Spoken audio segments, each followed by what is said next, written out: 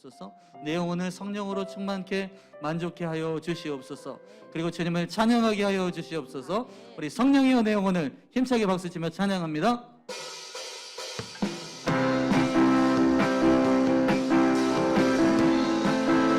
우리 힘차게 박수치면서 성령님 내 영혼을 충만케 하여 주시옵소서. 찬양합니다. 성령이여 내 영혼을 충만케 하소서. 내 속에 강물이 넘쳐나게. 성령이여 성령이여 내 영혼을 충만케 하소서. 내 속에 강물이 넘쳐나게.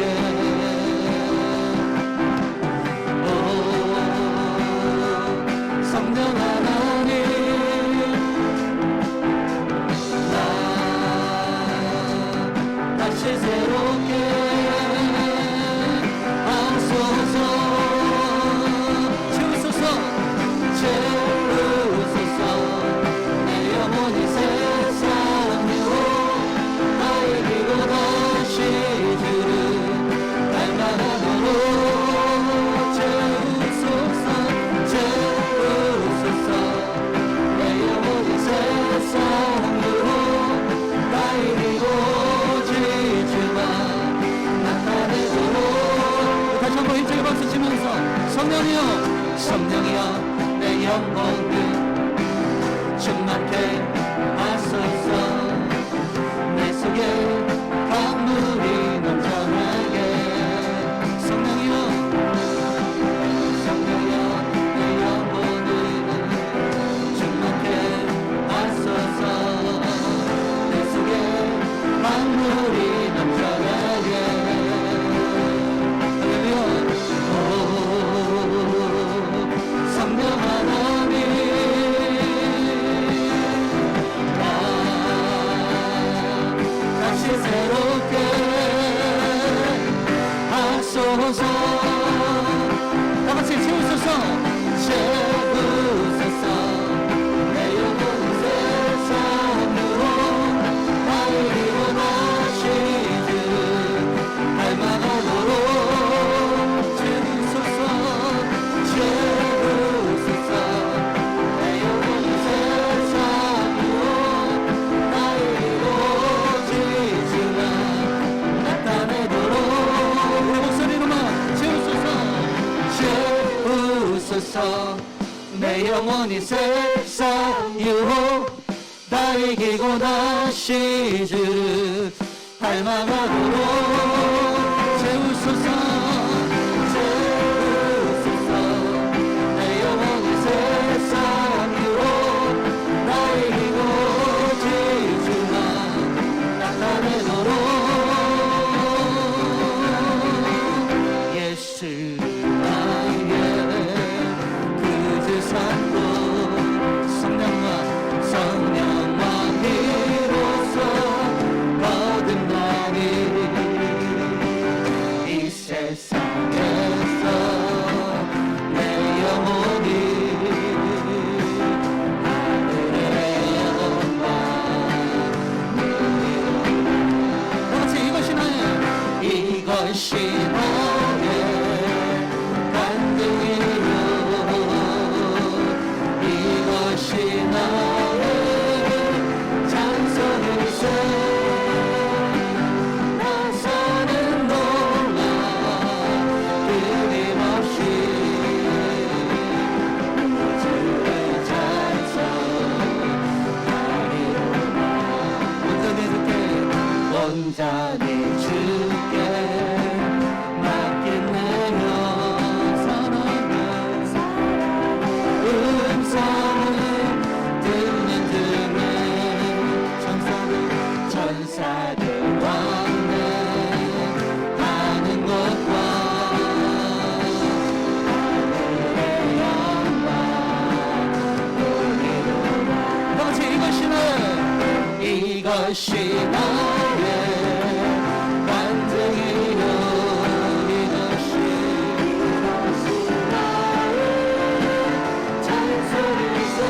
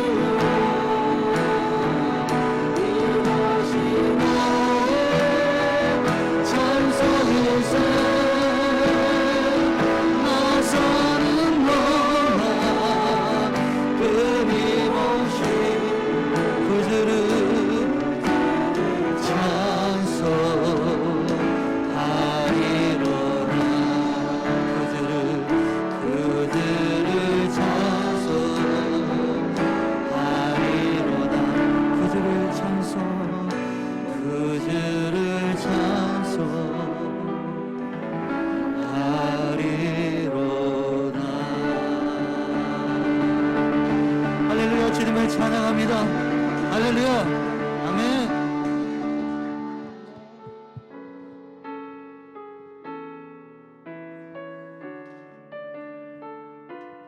하나님의 은사와 부르심에는 후회하심이 없느니라. 우리 로마서 11장 29절의 말씀을 가지고 우리 함께 찬양하시겠습니다. 하나님의 부르심에는 후회하심이 없네. 내가 이 자리에 선 것도 주의 부르심이라. 하나님의 부르심에는 결코 실수가 없네. 그 부르신 하나님의 신실하심을 믿네. 다같이 하나님의 부르심, 하나님의 부르심에는 후회하심이 없네. 내가 이 자리에 선 것도 주의 부르심이라.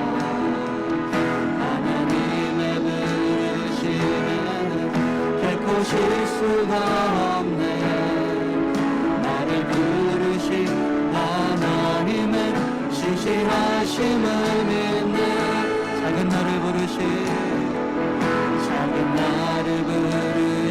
뜻을 나는 알 수 없지만 오직 감사와 순종으로 주의 길을 가리라. 때론 내가 주님 날 도우시니 주의 놀라운 그 계획을 나는 믿으며 살리. 날 부르신 뜻 내 생각보다 크고 날 향한 예는 나의 지혜로 증명 못하고 가장 좋은 길로 가장 완전한 길로 오늘도 나 이끄심이 날 부르신 뜻 내 생각보다 크고 날 향한 영은 나의 지혜로 증명 못하나 가장 좋은 길로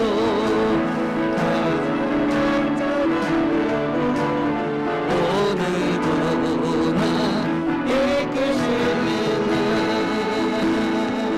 다같이 일어나셔서 함께 찬양할 때 여러분, 하나님께서 가장 좋으신 길로 가장 완전한 길로 이끄심을 믿으십니까?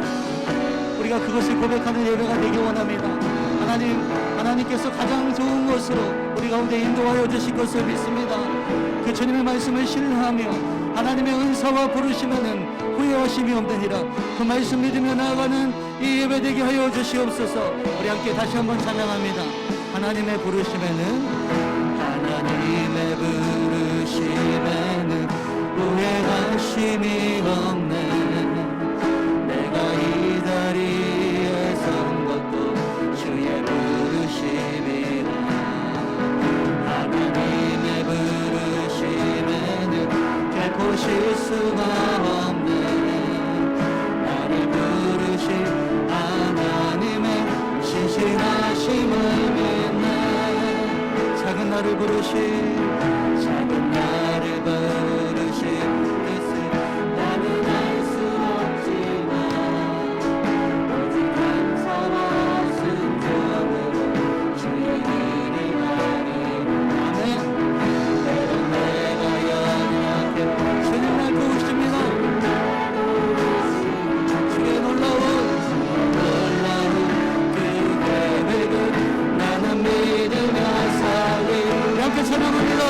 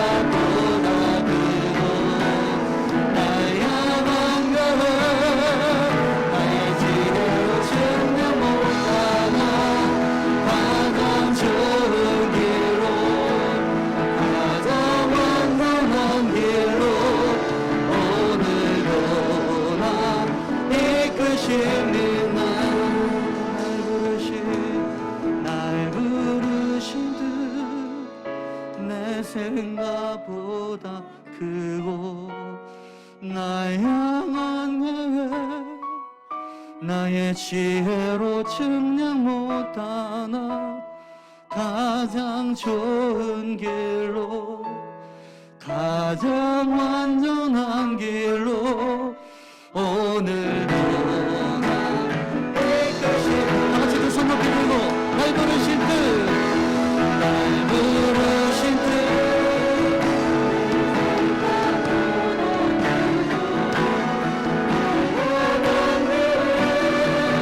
나의 지혜로 증명 못하나 가장 좋은 가장 완전한 길로 오늘도 이끄시는 오늘도 나 이끄시는 오늘도 나 이끄시는 할렐루야. 하나님의 은사가 부르시면 후회하심이 없느니라. 하나님의 약속의 말씀을 믿고 나아갑니다. 자, 오늘은 본문 말씀을 가지고 나의 전성기를 주님께 드리라 라는 제목으로 하나님의 말씀을 증거하겠습니다. 오랜만에 민수기를 하기 때문에 지난 시간들을 간단하게 요약드리면요, 민수기 1장은 싸움에 나갈 만한 자들을 계수하고 그 지파별 리더를 세우는 말씀이었습니다.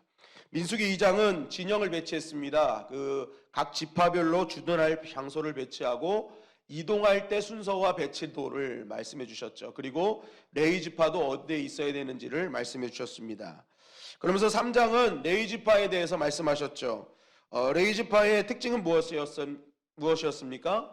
이 계수라는 데 있어서 보통 다른 지파들은 전쟁에 나갈 만한 사람 20세 이상을 계수했지만 레위 지파는 한 달 된 사람부터 다 계수를 했다는 것이죠. 그래서 이것이 레위 지파와 다른 지파의 큰 차이점이었다라고 말씀드렸습니다. 오늘 볼 민수기 4장도 계속해서 레위 지파에 대한 말씀입니다. 4장은 그런데 핵심이 좀 달라요. 뭐냐면 각 지파별로 레위 지파가 해야 될 일들이 무엇인지를 알려주신 장이 바로 민수기 4장에 대한 말씀이죠. 오늘 민수기 4장 2절 3절 말씀 다 같이 한번 읽어보겠습니다. 시작. 레위 자손 중에서 고앗 자손을 그들의 종족과 조상의 가문에 따라 집계할지니 곧 30세 이상으로 50세까지 해막의 일을 하기 위하여 그 역사에 참가할 만한 모든 자를 계수하라. 자, 그러면서 4절은 또 이렇게 증거하죠. 시작. 4절입니다. 다음.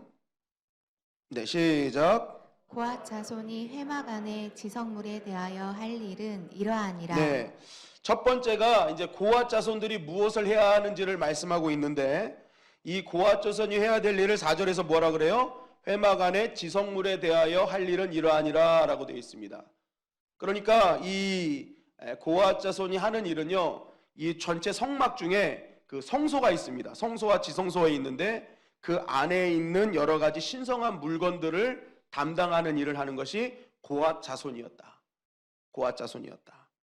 여러분, 그것이 무엇입니까? 분향단, 떡산, 등장대, 법궤, 이것이 다 이제 이런 성막을 담당하는 이런 어떤 중요한 물건들을 담당하는 것이 고앗 자손이었다. 민수기 4장 24절부터 26절입니다. 시작.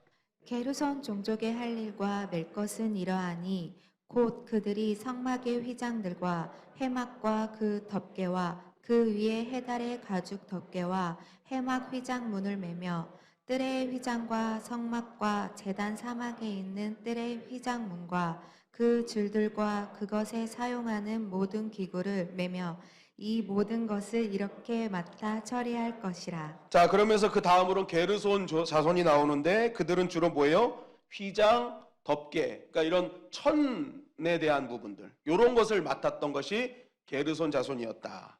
그리고 민수기 4장 31절 32절입니다. 시작. 그들이 직문을 따라 해막에서 할 모든 일을 곧 그 맬 것은 이러하니 곧 장막의 널판들과 그 띠들과 그 기둥들과 그 받침들과 뜰 둘레의 기둥들과 그 받침들과 그 말뚝들과 그 그 줄들과 그 모든 기구들과 그것에 쓰는 모든 것이라. 너희는 그들이 맡아 맬 모든 기구의 품목을 지정하라. 자, 이것이 무라리 족속인데요. 이 무라리는 무엇을 하느냐? 성막의 가장 외적인 것들입니다. 기둥, 널판, 받침, 목재로 된 것들. 요것을 담당하는 것이 이제 무라리 자손이 해야 될 일이었다는 거예요. 그래서 제가 그림을 하나 준비해 왔는데 이렇게 보시면은 게르손은 천막 같은 거, 그리고 고앗은 성물, 그리고 무라리는 기둥과 목재 같은 거. 여러분 이런 것이 이렇게 이제 다 분산돼서 이렇게 하나님이 맡겨주셨다. 그것이 민수기 4장의 말씀이라는 것입니다. 그러니까 레위 자손은 게르손, 고핫, 무라리였거든요. 이게 이제 이렇게 순서로 되어 있는데 이 후손들이 해야 될 일들을 정확하게 하나님은 지정해 주셨다는 거예요. 이것이 핵심이에요. 결국 우리는 민수기 4장을 통해서 바로 여기서 하나님이 이 땅에 살아가는 우리에게 무엇을 말씀하시는지 우리는 발견할 수 있어야 되는 거예요. 첫째는 하나님께서 가장 이 말씀을 통해서 우리에게 전하고자 하시는 것은요, 하나님을 가까이 하는 것이 가장 귀한 것이다. 이것을 우리에게 알려주시는 것이죠. 여러분 오늘 말씀을 보면서 이 레위의 자손들 중에 가장 먼저 나온, 민수기에서 가장 먼저 나온 사람의 이름이 뭐였어요? 누구였어요? 네, 이렇게 빨리 잊어버리시면 제가 깜짝 놀랍니다. 예, 조금 전에 했는데 누구였습니까? 고앗이었잖아요. 고앗. 그죠? 고앗. 이렇게 그냥 생각하시면 돼요. 아, 핫하다 하면 고앗이 고앗. 그래서 빨리 나왔구나. 이렇게 생각하시면 되는데 여러분 이렇게만 보면요, 어떤 생각이 드냐면 레위의 후손 중에 고앗이 장자처럼 생각이 됩니다. 왜냐하면 고앗이 제일 먼저 나왔으니까. 그러나 레위의 후손의 장자는요, 고앗이 아니었어요. 민수기 3장 17절 말씀입니다.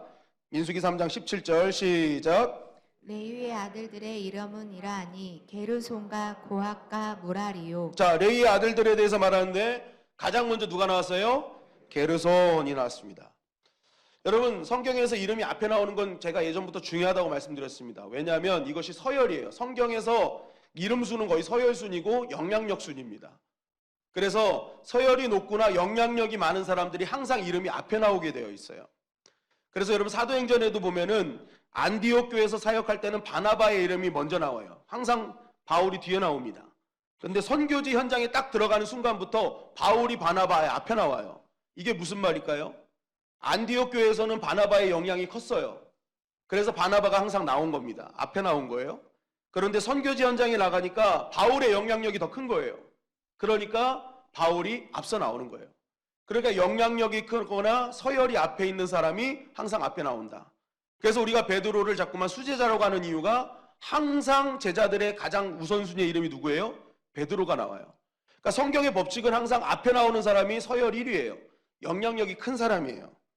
그러니까 오늘 레위의 아들들의 이름이라고 하면서 게르손, 고핫, 무라리 이렇게 나오는 것도 게르손이 레위의 장자라는 거예요. 그런데 오늘 민수기 4장에 보니까 게르손보다 누가 먼저 나와요? 고핫이 나오는 거예요. 여러분 여기서는요 굉장히 중요한 이 성경의 기자가 증거하고자 하는 핵심이 있는 거예요. 그것이 무엇이냐? 바로 고핫은요 이 셋 중에 가장 영향력이 있었다는 것입니다. 근데 무엇 때문에 영향력이 있었냐? 그가 뭐가 뛰어나서? 그렇지 않다는 거예요. 그가 하는 일이 이 세 명에서 하는 일 중에 가장 중요했다라는 것입니다. 그런데 이 고핫이 했던 일이 뭐예요? 성소의 물건들, 그죠? 가장 중요한 그 물건들을 담당했잖아요. 그런데 이 성소와 지성소에서 담당하는 물건들의 핵심이 뭐예요? 하나님의 임재라는 거예요. 하나님의 임재. 그러니까 하나님의 임재를 담당하는 고핫 자손이요, 성경에서는 그 육신적인 서열보다 더 앞서서 나오는 거예요. 이것이 뜻하는 바가 뭘까요? 하나님께서 기뻐하시는 서열은요, 하나님과 가까이 있는 자를 하나님이 가장 기뻐하시고 그를 존귀히 여겨 주신다는 것입니다. 여러분 그래서 신앙생활을 진짜 잘하는 사람은요, 따라 하시겠습니다. 하나님과 가까이 하는 사람이다. 하나님과 가까이 하는 사람이다. 여러분 하나님께서 높이는 인생은요, 하나님과 가까이 하는 자를 하나님이 높여주시는 거예요. 그를 존귀하게 만들어 주시는 거예요. 늘 하나님 앞에 말씀과 기도 앞에 서 있는 자, 하나님 앞에 예배로 나아가는 그 한 사람을 하나님은 기뻐하시고 그를 하나님이 육신적인 서열을 앞서 하나님이 가장 존귀한 자로 앞세우신다는 것이죠. 여러분, 그래서 신앙생활이 가장 강력할 때가 언제냐? 하나님과 거리가 가장 가까울 때 그 신앙생활이 강력한 신앙생활인 것입니다. 야고보서 4장 7절 8절은 이렇게 증거하고 있어요. 시작. 그런즉 너희는 하나님께 복종할지어다. 마귀를 대적하라. 그리하면 너희를 피하리라. 하나님을 가까이 하라. 그리하면 너희를 가까이 하시리라. 죄인들아 손을 깨끗이 하라. 두 마음을 품은 자들아 마음을 성결하게 하라. 자, 여기서 말씀을 보면요, 마귀를 대적하고 마귀를 이기는 방법에 대해서 얘기하는 거예요.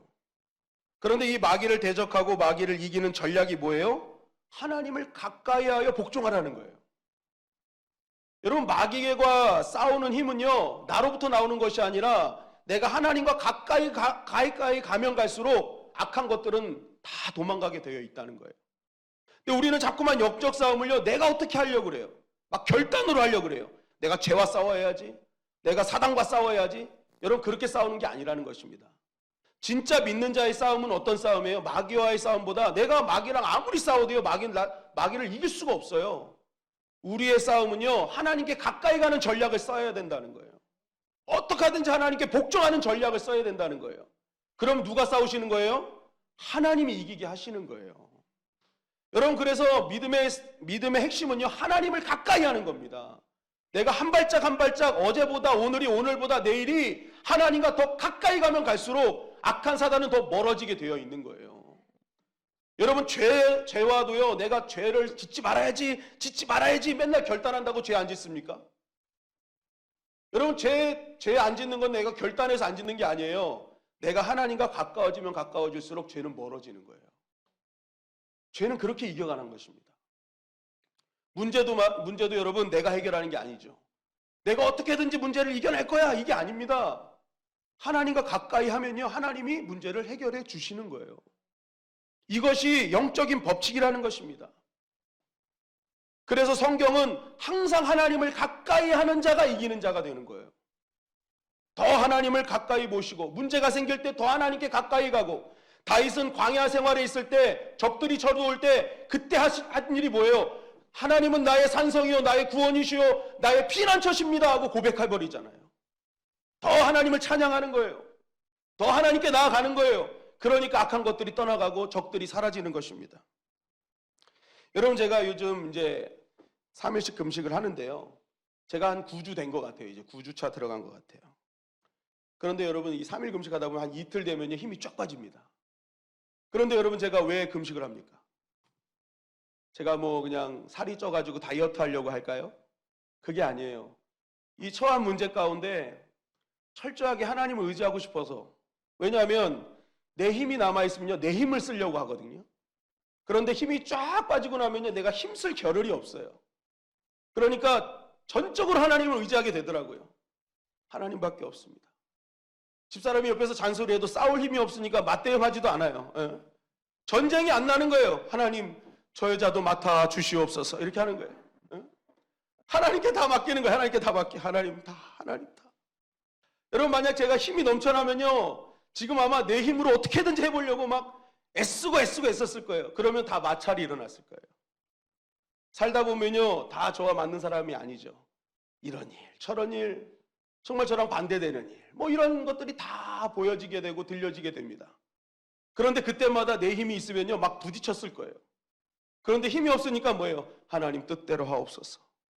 하나님, 저것도 하나님께 맡깁니다. 하나님만 맡기는 거예요.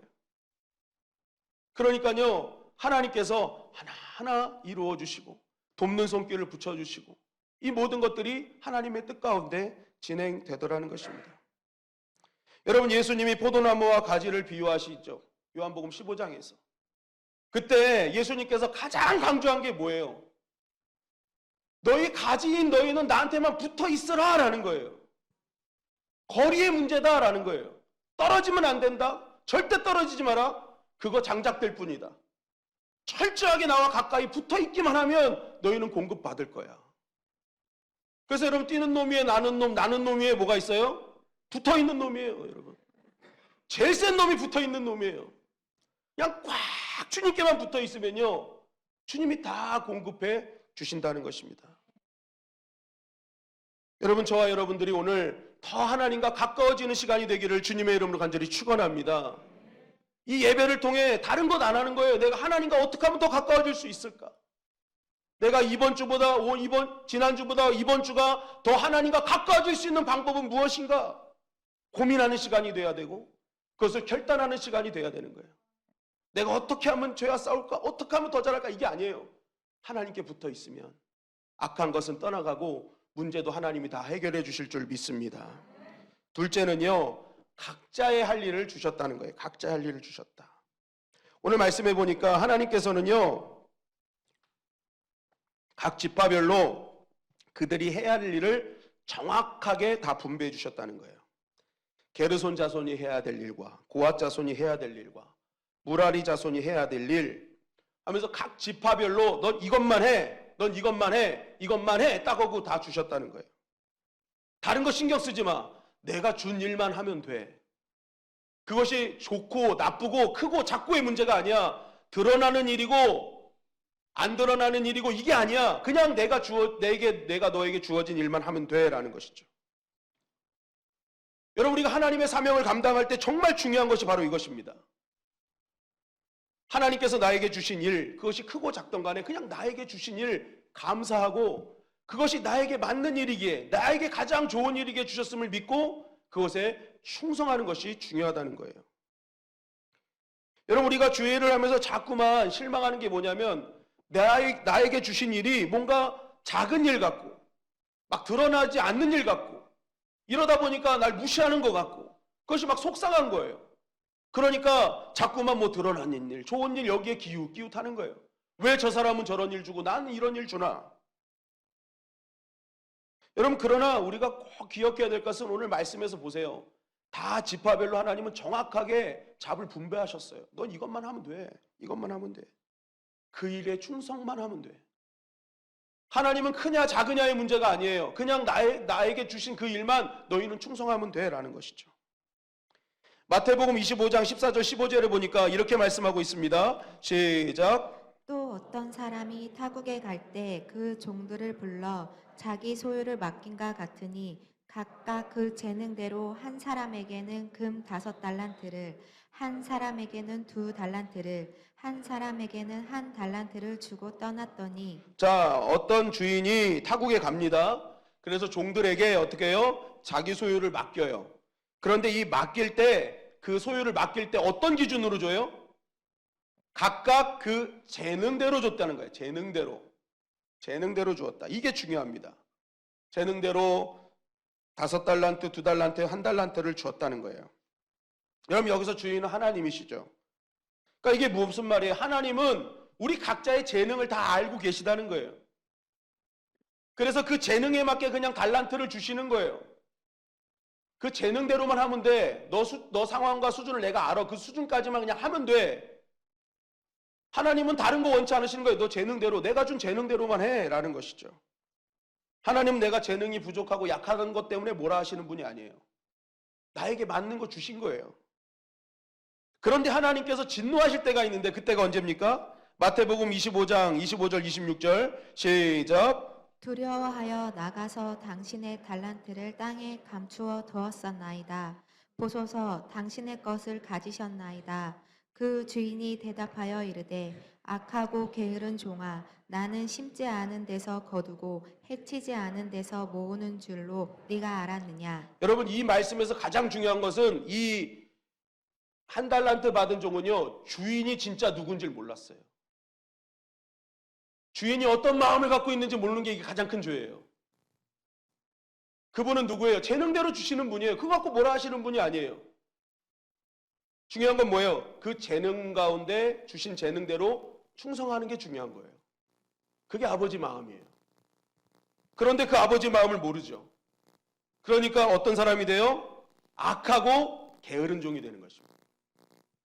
주신 자리에서 나에게 주신 그 일이 가장 중요하고 나에게 좋은 것임을 알고 작든 크든 충성하면 되는데 그것을 알지 못하고 뭐예요?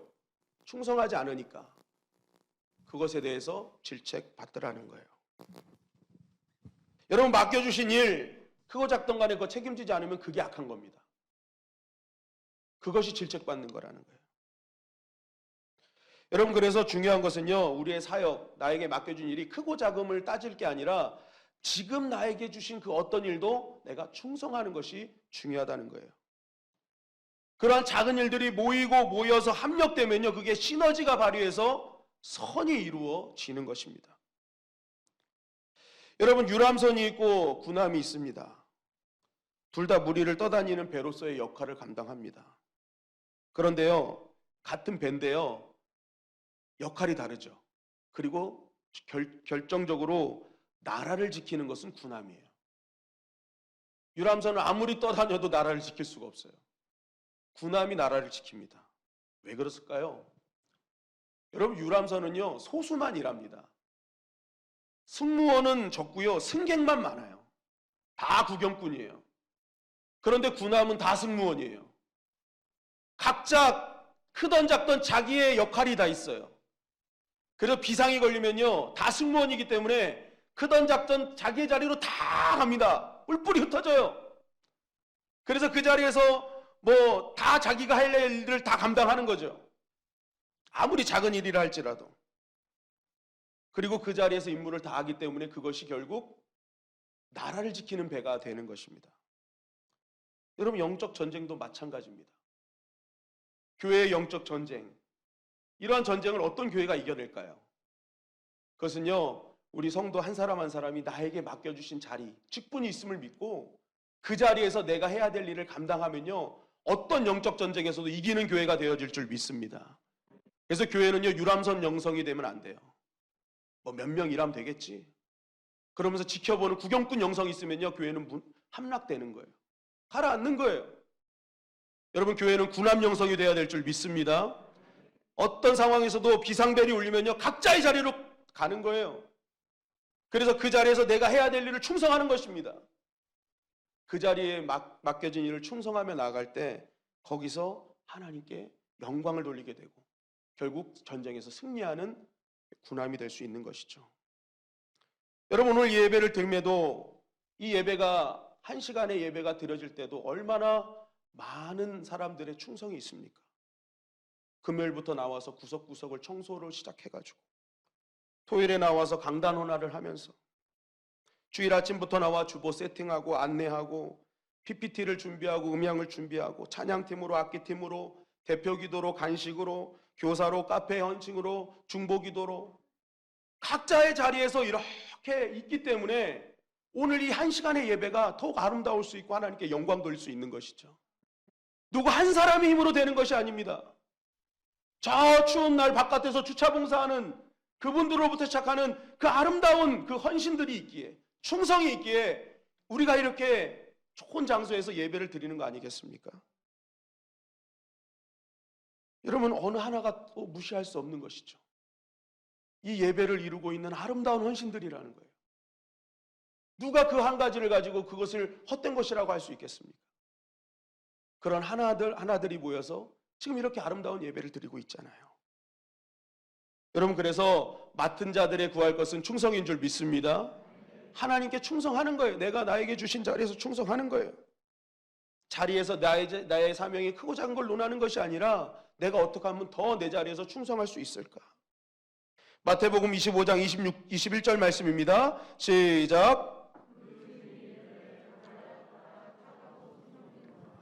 내가 적은 일에 충성하였음에 내가 많은 것을 내게 맡기리니 내 주인의 즐거움에 참여할지어다 하고. 아멘. 내가 적은 일에 충성하였으니 내가 많은 것을 맡기리니. 충성하는 자에게 주시는 은혜라는 거예요. 다윗이 목동으로 있을 때 양 한 마리를 사랑했어요. 그 양 한 마리를 가지고 자기 목숨을 걸고 사자와 곰에 싸웠어요. 그랬더니 하나님이 그 모습을 보시고 이스라엘의 왕으로 삼아주셨어요. 작은 일에 충성하니까 더 큰 일을 맡기시는 거예요. 여러분, 내가 더 큰 일을 하고 드러나는 일이 되고 정말 하나님께 영광 돌리는 일이 되고 싶다면 여러분, 나에게 지금 작은 일이라도 충성해 보십시오.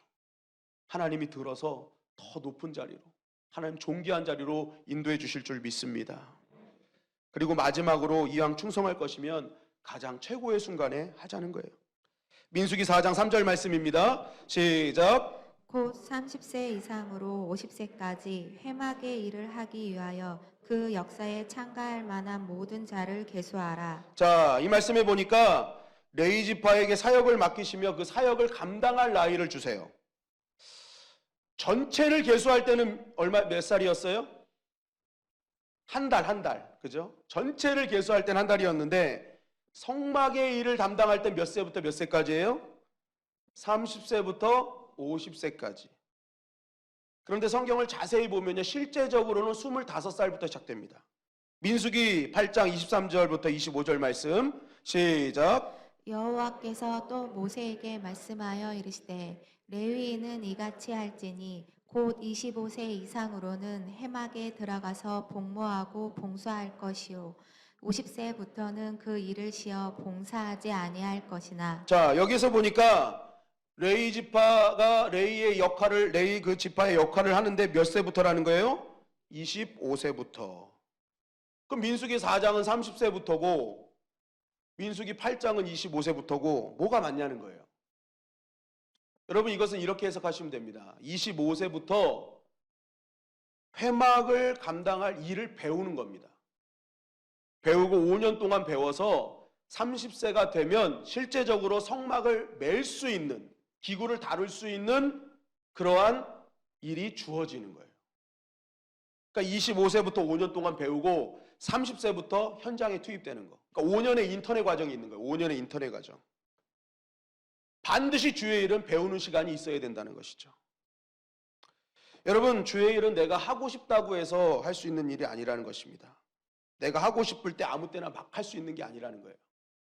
교회에 입교하고 얼마 되지 않은 사람이 그때 받은 은혜가 너무 충만해서 내가 교회 일을 할게요 하면서 사명에 바로 뛰어드는 것이 아니라는 거예요. 반드시 인터넷 시간이 있어야 된다는 거예요. 배우는 시간이 있어야 된다는 거예요. 하나님이 누구시며 예수님이 누구시며 성령님이 누구시며 교회는 무엇이며 헌신이란 게 무엇이며 이것을 알아가고 배워가는 시간이 있어야 된다는 거예요. 신앙의 선배들이 하나님의 나라의 일을 위해서 어떻게 헌신하고 있는지를 보는 시간이 있어야 된다는 거예요. 여러분, 그렇지 않으면 어떤 일이 벌어져요? 하나님의 일을 하면서 내 뜻대로 하는 거예요. 내 마음대로. 따라하십니다. 하나님의 일은 하나님의 방법대로. 하나님의 일은 하나님의 방법대로 하는 건데 하나님의 일을 자꾸만 내 뜻대로 하는 거예요. 인터넷 시간이 없으니까. 여러분, 사명을 감당하다가 번아웃 되시는 분들을 제가 가만히 보면요, 일이 많아서가 아닙니다.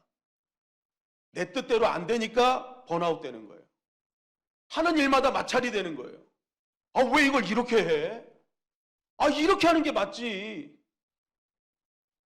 막 그것을 내 뜻과 내 기준대로 하다 보니까 이게 안 맞으니까 충돌이 일어나니까 그때 번아웃 되는 거예요. 억지로 그냥 짜맞추다 보니까 내 마음에 안 맞는데 그러니까 뭐예요? 번아웃 되는 거예요. 근데 여러분, 중요한 것은요, 하나님의 일은 하나님의 방법대로 하는 것입니다. 그 일이 내 이론과 내 이성과 내 논리에 안 맞아도요, 하나님의 일은 하나님의 방법대로 해야 돼요.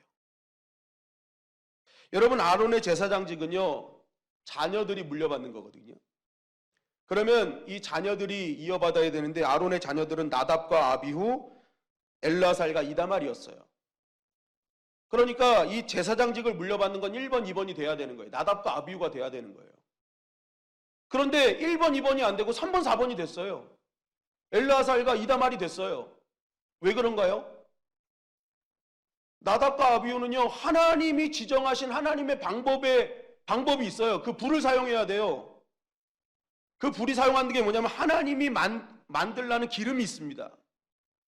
그 법칙대로 기름을 만들어서 그것을 불을 내가지고 그걸 불 붙여야 되는 거예요. 그런데 귀찮으니까 요즘 말로 하면 라이터 쓴 거예요, 그냥. 그거 만드는 거 귀찮다고. 아, 이거 뭐 이 불이나 저 불이나 같지 하면서 뭐예요? 그냥 라이터 갖다 탁 킨 거예요. 간단하게. 아, 요즘 같은 시대가 얼마나 좋아졌는데. 지금 라이터 이거 한번 탁 키면 되는데. 이불 한번 하면 쓰면 되지. 뭘 구닥다리처럼 옛날 그거 다 만들어서 써. 그냥 이거 라이터 한번 쓰면 되지. 이렇게 한 거예요. 이렇게 그냥 툭 하고. 근데 성경은요, 정확하게 나답과 아비후는 그렇게 하다가 죽었다고 나오는 거예요. 뭘 알려주는 거예요? 하나님의 일은 하나님의 방법대로 해야 된다는 것입니다. 여러분, 때로는 교회 돌아가는 일을 보면 효율적이지 못하고 능률적이지 못하게 보일 때가 많습니다. 아, 왜 이렇게 답답스럽냐. 여러분, 그러나 하나님의 일은요, 답답스러워도 하나님의 뜻을 찾고 하나님의 방법을 찾아가는 것이 하나님께서 가장 원하시는 방법이라는 거예요. 그것이 가장 현명한 방법이라는 거예요. 구하고 찾고 두드리는 시간이 있어야 되는 거예요. 세상적으로 보면 빠르게 갈 수 있는 방법들이 얼마든지 있어요. 그러나 교회는요, 교회 일은요, 하나님이 바라시고 원하시는 방법을 찾아야 되는 것입니다. 그렇게 찾고 구하고 두드리다 보면 하나님께서 원하시는 방법을 알게 되고 그 방법대로 가면 하나님께서 영광 받으시고 가장 더 좋은 곳으로 인도해 주시는 것이죠. 그것이 교회와 성도들이 롱런하는 길이라는 것입니다. 그래서 내가 교회를 하고자 할 때는요, 내가 하고 싶은 대로 하는 것이 아니라 하나님이 원하시는 대로 하는 것이 가장 아름다운 것이고 가장 하나님이 기뻐 받으시는 거예요. 여러분, 내 뜻대로가 아닌 하나님의 뜻대로 사명 감당하시기를 주님의 이름 간절히 축원합니다.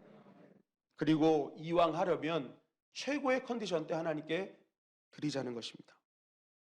오늘 말씀해 보니까 전쟁에 나갈 만한 자의 그 나이는요 20세로 딱 얘기하잖아요. 그런데 은퇴 나이는 없어요. 근데 주의 일에 대해서는 시작의 나이부터 은퇴의 나이까지 정확하게 알려주세요. 몇 세부터 몇 세까지요? 30세부터 50세까지. 그러니까 25세는 5년 동안 인턴 과정이니까 실제적으로는 30세부터 50세까지. 여러분, 이게 무엇을 의미하냐면요, 내 인생의 최고의 시간을 드리라는 거예요. 여러분, 30세라는 나이가요, 지금도 그렇지만 이제 조금 세상에 대해서 알고 함께라는 단어를 알고, 그죠? 좀 모를까 20대보다는 20대는 패기만 있는 인생이 30대 가서는 인생을 배워가며 조금씩 정서적으로도 성숙해질 나이가 30세입니다. 그래서 여러분, 신학대학을 가서요 목사 안수 받을 때도요 절대 20대 안수 받는 사람 없어요. 학교 과정을 제대로 마치고 나고 강도사 과정 마치고 나고 이렇게 하다 보면요 대개 30살 넘어갑니다. 절대 20대 때 안수 안 줘요. 왜 그렇습니까? 분명히 나이가 주는 의미가 있단 말이에요. 여러분, 이 레위지파가 30세 때부터 했다라는 것도 이건 굉장히 중요한 의미입니다. 지금보다 더 오래전 얘기 아닙니까? 이때는 완전히 30세부터는 전성기예요, 전성기. 그 전성기를 하나님께 완전히 드리는 인생 되라는 거예요. 그리고 최선을 다해서 일한 다음에 응축된 그런 하나님의 일을, 사명을 나의 전성기 때 다 감당한 다음에 딱 멋지게 은퇴하라는 거예요. 이것이 중요하다는 것입니다. 젊은 날에 허랑방탕하다가 노년에 천부여 의지 없어서 손들고 옵니다 하지 말고 내 생의 최고의 순간 때 하나님께 드릴 수 있는 것, 그것이 가장 큰 은혜라는 것입니다. 여러분, 요셉이 17살 때 부름 받았잖아요. 그리고 나서 13년간을 고생했습니다. 하나님의 뜻 가운데 살아갔어요. 그때 인생을 배우는 거예요. 하나님이 누구신지 알게 된 거예요. 그래서 성경에 보니까 창세기 41장 46절에 애굽의 총리가 된 나이를 정확하게 30세라고 얘기하고 있어요. 30세다. 사무엘하 5장 4절에 보니까 다윗이 왕위에 오른 나이가 30세였어요. 예수님이 공생애를 시작한 나이가 30세였어요. 인생의 최고의 전성기 때 하나님께 드리며 나아갔더라는 거예요. 여러분, 저와 여러분들이 가장 좋을 때를 하나님께 드리시기를 주님의 이름 간절히 축원합니다. 다 쓰고 남은 찌꺼기 드리지 마시고 이왕 하나님께 부름받은 하나님의 자녀들이라면, 사명자들이라면 나의 최고의 날에 하나님께 드려야 될 거 아니겠습니까? 또 그 날을 하나님이 가장 기쁘게 여기시고 가장 더 최고의 날로 만드시지 않겠어요? 이 말씀을 들으면 이제 60이 되시고 70 되신 분들은 그래 50세에 은퇴하니까 나는 이제 괜찮겠지 하시는데, 여러분, 의미를 잘 아셔야 됩니다. 제가 늘 말씀드린 게 뭐예요? 나의 인생의 최고의 날은 언제예요? 오늘이에요. 오늘. 하루가 지나면요 벌써 나의 인생은 또 하루 늙어져 갖고 점점 죽음과 가까워진 거예요. 그래서 우리 인생의 최고의 날은 바로 오늘이랍니다. 오늘이에요, 오늘. 저와 여러분들이 오늘을 주님께 드리기를 주님의 이름 간절히 축원합니다. 지금을 드리는 거예요, 지금.